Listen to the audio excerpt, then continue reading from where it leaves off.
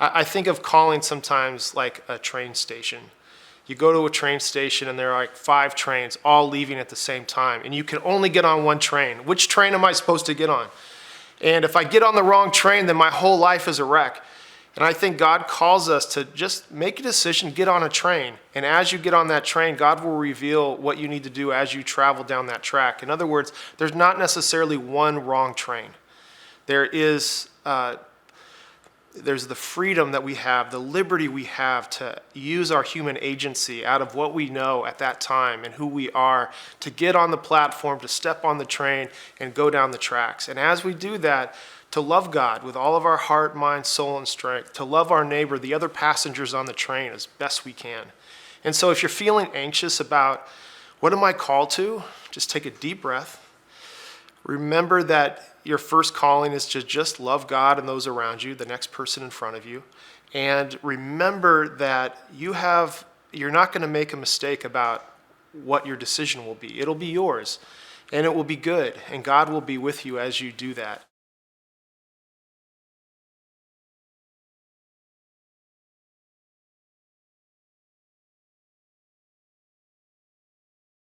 One of the ways we have to adult or grow up is learning how to navigate other people's expectations versus our own. And so one of the things that you may come into college with a lot of family expectations that you want to do X, Y, or Z, and you get into college and took a philosophy course or a sociology course, and all of a sudden your mind, your heart came alive. And you start feeling that I might want to start pursuing this, and you feel like it doesn't necessarily match what the expectations of the family has given you. But that's actually, I think, an opportunity to have a deeper conversation with your family, because sometimes I've learned that people assume that it doesn't meet an expectation. And more often than not, when you actually engage it honestly. So my first thing is have an honest conversation with your mom or dad or whoever is putting that expectation on you. The second thing I would say is to remember that this is your one wild, wonderful life, not somebody else's. And it's important that you begin to answer for yourself what your expectations are for the life that you are after. That doesn't mean you disregard other people's thoughts or hopes, but somebody else's hope doesn't have to be your hope for your life. The third thing I would say is that if you start thinking that you might want to go down a different path than what other people expect, do some really good research. Find out what exactly is that job or that path, what's involved. Is there graduate school? Is there a certain kind of certification? I would also encourage you to talk to someone who's doing it. So talk to people who have expertise in that area and to get a really honest sense of what it is. And once you do some research and you talk to people, finally I would say make a plan. So one of my just principles of life is plan beats no plan. But if you did some research and you talk to really good people who are doing what you think you might be called to do, even though it may not be what your parents want you to do, and you came to them with a plan that says, hey, this is what I want, this is what I'm going to pursue, and this is how I'm going to pursue it, more often than not, I think your parents will lean in and will listen. They may not fully get it, they may not fully understand, but they will respect the work that you have done, and it will help you clarify more precisely what it is you're after.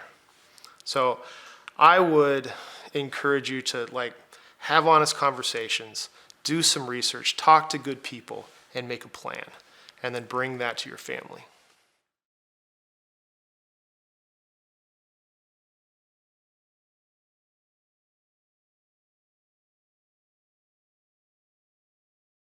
As a Christian, I think we have to think wisely about money and about what it can do to us. Jesus says this, a pretty stark warning that no one can serve two masters. A slave will either hate the one and love the other, or be devoted to the one and despise the other.